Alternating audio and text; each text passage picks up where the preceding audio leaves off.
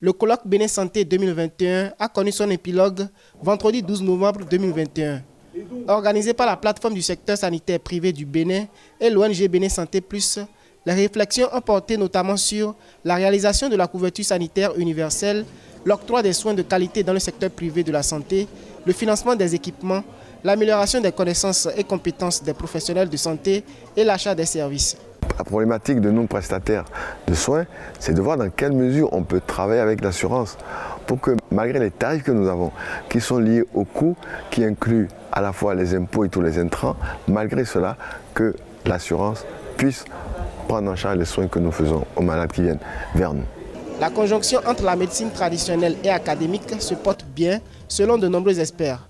Les pays africains cumulent les maladies aiguës et chroniques qui posent des problèmes de santé publique.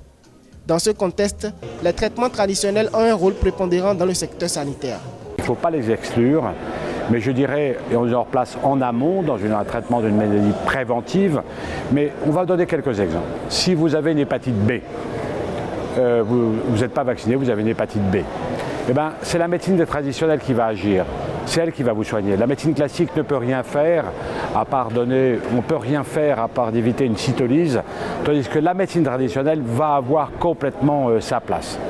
Un autre exemple, si vous êtes en brousse ou autre, sur le paludisme, des crises de paludisme, la médecine traditionnelle peut extrêmement bien traiter.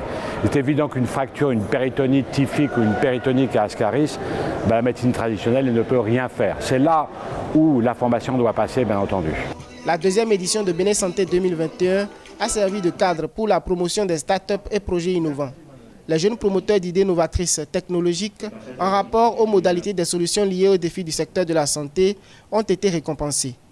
Nous avons proposé alors notre solution que nous avons appelée DigitOrdino, qui est une numérisation du manuel avec des fonctionnalités avancées complémentaires qui permettent son utilisation même en situation d'urgence pour atteindre son objectif réel.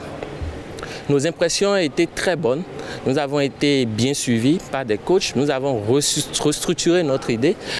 A noter que grâce au gouvernement béninois, l'ONG Bénin Santé Plus a réussi à dégager des fonds propres qui ont permis de signer un accord avec la PSSP Bénin afin de soutenir par l'intermédiaire de bourses 2 étudiants béninois en médecine.